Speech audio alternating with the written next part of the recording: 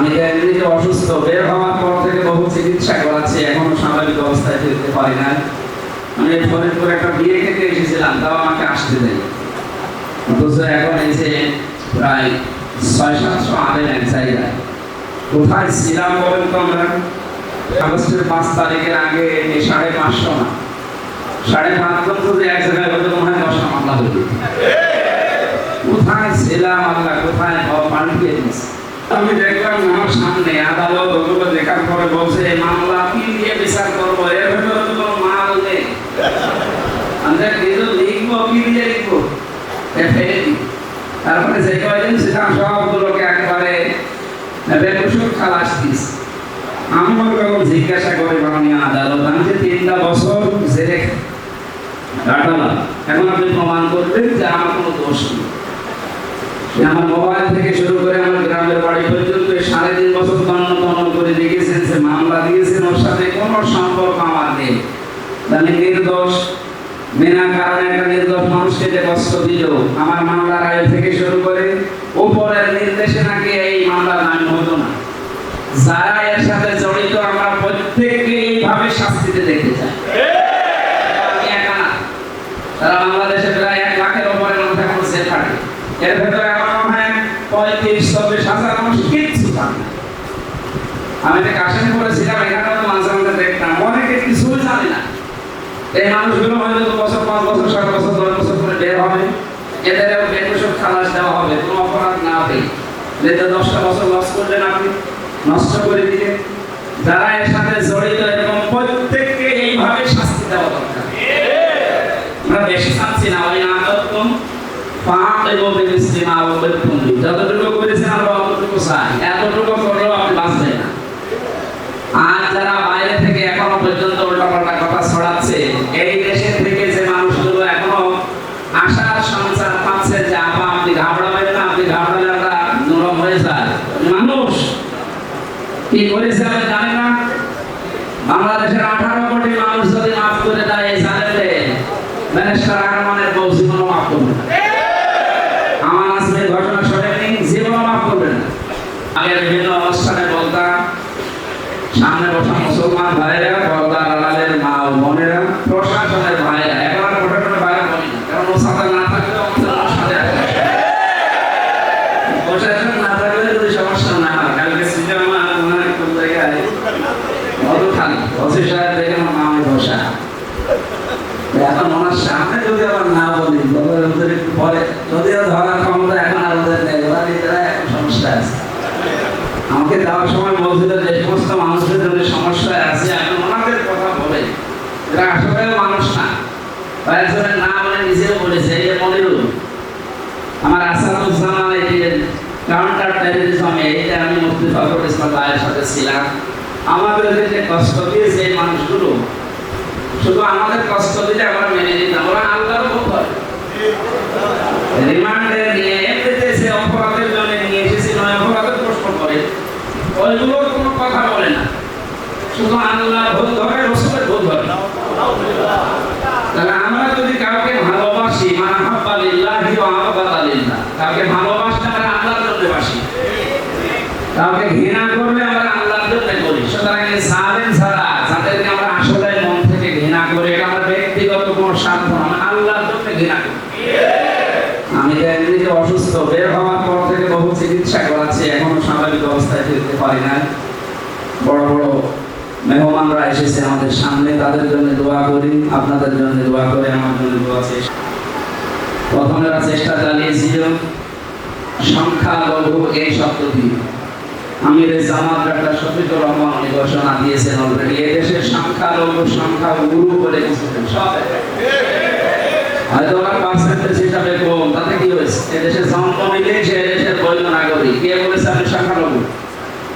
এই হারে যখন পানি নেয়নি তখন লাগিয়েছে বিচারপতিকে দিয়ে, এটা যখন পানি নেয়নি তখন লাগিয়েছে যে আনসার। কিসের আনসার? পুলিশ ছাড়া যদি দেশ চলতে পারে, আনসার ছাড়া চলতে কোনো দরকারের বাড়ি। আপনি 15 বছর কোথায় ছিলেন? কিচ্ছু বলেনি এতদিন, হঠাৎ করে আপনাকে কি ঘোড়া কিনবে কেমন দিচ্ছে? 42,000 আনসার নিয়োগ দিয়েছে কয়েক বছর। আর 32,000 গোপন করছে। আমাদের 63টা জেলা এখনো আছি, আমরা কি গাছ কাটছি? তাহলে এগুলো যে কি আমরা বুঝে ফেলেছি, যাদের লোক জানে, সুতরাং এদেরকে আপনি বিলুপ্ত ঘোষণা করে দিন, কোনো দরকার নেই। যাদের জন্য মুক্তভাবে জীবনে কথা বলতে পারছি, মুক্ত জীবনে এসে মুখ দেখাতে পারছি। আমি ফরিদপুর একটা বিয়ে খেতে এসেছিলাম, তাও আমাকে আসতে দেয়। অথচ এখন এসে প্রায় 600-700 আলেম এক জায়গায়। কোথায় ছিলাম বলেন তো? আমরা কয়েকদিন আগে বাংলাদেশ জামাতে ইসলামী কুষ্টিয়া জেলা শাখার উদ্যোগে প্রায় 550 আলেমকে এক জায়গায় করেছিল বিভিন্ন ধারণা। ওখানে বাস্তবতা যেটা দেখেছি, 3.5-4 ঘন্টা আমরা সবাই মিলে আলোচনা করেছি, কোনো সমস্যা হয়নি। অথচ আগস্টের 5 তারিখের আগে এই 550 না, 5.5 যদি এক জায়গায় হতো মনে হয় 10টা মামলা হতো। কোথায় ছিলাম আল্লাহ, কোথায় পাল্টিয়ে দিচ্ছে। এই জন্য যে মানুষগুলো জীবন পর্যন্ত দিয়ে গেলেন, যে 9টা দাবি ছিল তাদের সামনে, এই সমস্ত দাবিগুলোর সাথে আমরা একত্রতা ঘোষণা করছি। সংস্কার যখন আরম্ভ হয়েছে, বড় ভাই কামরুল ইসলাম বলছিলেন যে সংস্কার যখন আরম্ভ হয়েছে, রাষ্ট্রপতি থেকে একেবারে এই 1628 জন যারা দায়িত্বে ছিল, এই জালেমের সহযোগী হিসাবে সবগুলোকে সংস্কার করা লাগে। দেরি করা না, এখন যারা দায়িত্বে আছেন আমরা আহ্বান জানাচ্ছি, এক্ষুনি 1628 জন মানুষকে পাল্টিয়ে, যারা নির্যাতিত ছিল, যারা বৈষম্যের শিকার ছিল এতদিন, মানুষগুলোকে এই জায়গায় আপনি নিয়ে আসেন। দাঁড়িয়ে যাবে ইনশাআল্লাহ। যত টাকা পাচার হয়েছে, যত টাকা বিভিন্ন জায়গায় এখনো পর্যন্ত আছে, খুব তাড়াতাড়ি এই টাকাগুলো নিয়ে আসেন। যদি টাকা নিয়ে আসতে না পারে, এদের ছেলে মেয়ে বউসা আছে সব রাষ্ট্রের কাছে লাগে, এইগুলো এখন আমাদের কাছে লাগিয়ে রাষ্ট্রের দেশকে দাঁড় করানো লাগবে। এই জন্য সংস্কার খুব তাড়াতাড়ি না করতে পারলে মাঝে মাঝে এই সমস্ত মানুষগুলো এই নতুন নতুন ইস্যু তৈরি করে দেশকে আবার বিশ্বের কাছে একটা ব্যর্থ রাষ্ট্রে পরিণত করার জন্য চেষ্টা চালাবে। কারণ এদের চরিত্র আমরা দেখেছি এই 16 বছরে। এটা যেহেতু হক করলে আপনি নষ্ট করেনি, হক করলে এবার নষ্ট করেছেন, সুতরাং যার কাছে যে অপরাধ করেছেন ওনার কাছে মাপ চান, তারপরে আপনি তওবা করেন। আর আমার যতটুকু আমার বাস্তবতায় দেখছি, আমার ছোট মেয়ের কাছে পর্যন্ত আমাদের জেনে আমার কাছে আসে না, আমার কোন অপরাধের ক্ষতি করে দিয়ে যত মানুষকে এভাবে ক্ষতি করেছেন, আপনি হক করলে নষ্ট না করে হক করলে এবার নষ্ট করার কারণে আপনার দুনিয়া শেষ হয়ে গেছে, আপনার আখিরাত শেষ। কারণ জালেমদের বিরুদ্ধে আল্লাহ নিজে মামলা দেবে, ইন্নামাস সাবিলু আলাল্লাযিনা ইয়াজলিমুনা নাস। অবশ্যই আমি আল্লাহ নিজে মামলা দায়ের করব জালেমদের বিরুদ্ধে, যারা মানুষের উপরে জুলুম করে। ওয়ায়াবগুনা ফিল আরদি বিগাইরিল হক, অন্যায়ভাবে দুনিয়াতে যারা বিদ্রোহ তৈরি করে, এদের বিরুদ্ধে আল্লাহর মামলা। এই সংখ্যালঘু দিয়ে, প্রধান বিচারপতিকে দিয়ে, আনসারদেরকে দিয়ে, ডাক্তারকে দিয়ে, এখনো শ্রমিকদেরকে লাগাবে শুনছি। আমার মনে হয় ওদের যা চরিত্র, ওরা এই গলত ঘাটে পেশাদের কোনো হতে পারে। ছাত্র জনতা সতর্ক আছে, বাংলাদেশের জনগণ আমাদের আরো সতর্ক থাকা লাগবে।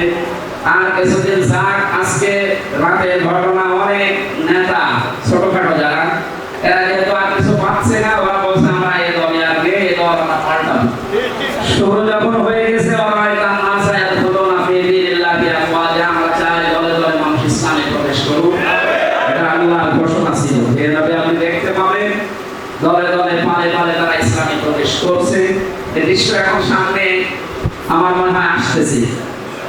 কিছু মুনাফিক এখন আমার মাথা চাড়া দিচ্ছে।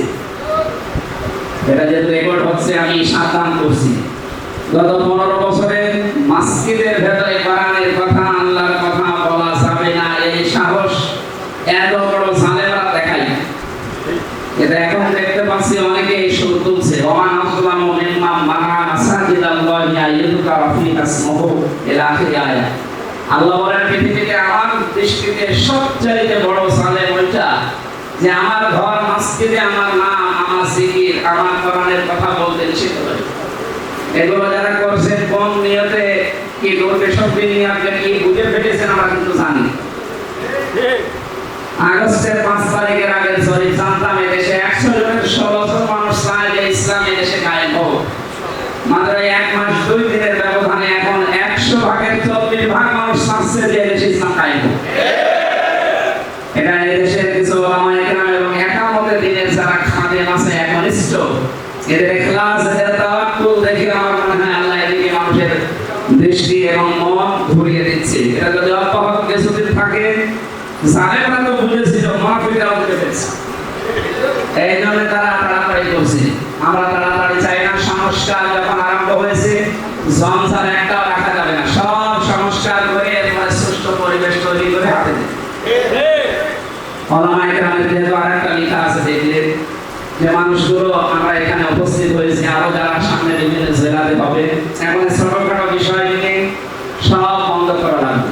আমাদের একটাই টার্গেট থাকবে, এই বাংলাদেশে 56,000 বর্গ মাইলে কোরআনে কারিম দিয়ে চললে কেমন দেখা যায়, এই দৃশ্য দেখে তারপরে মারা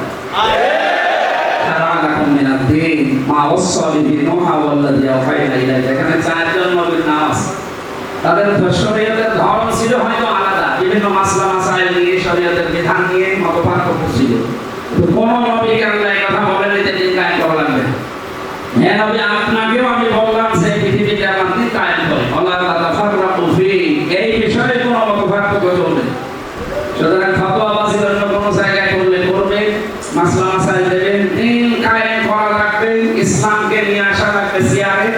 এ বিষয়ে কোনো মতপার্থক্য আজকে থেকে আমাদের থাকবে না, আমরা করব না ইনশাআল্লাহ। আমরা 53 বছর তো দেখলাম, বাবা চালিয়েছিল, আমি দেখি না, মুরগিরা দেখেছিল, স্বামী চালিয়েছিল, আমি দেখি না, এনারা দেখেছি, চাষা চালিয়েছিল, আমার মামা আমি দেখি না, আমার তো 92 জন্ম,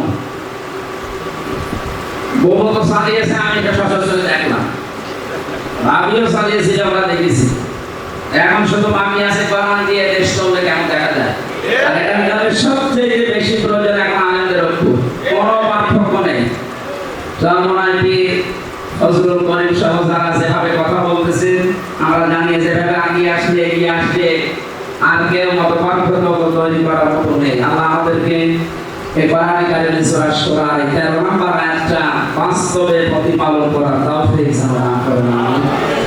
আমি এমনিতে অসুস্থ, বের হওয়ার পর থেকে বহু চিকিৎসা করাচ্ছি, এখনো স্বাভাবিক অবস্থায় ফিরতে পারি না। বড় বড় মেহমানরা এসেছে আমাদের সামনে, তাদের জন্য দোয়া করি, আপনাদের জন্য দোয়া করে, আমার জন্য দোয়া চেয়ে শেষ করছি। আমি বারাকাল্লাহু লানা ওয়া লাকুম ফিল কোরআনিল আযীম।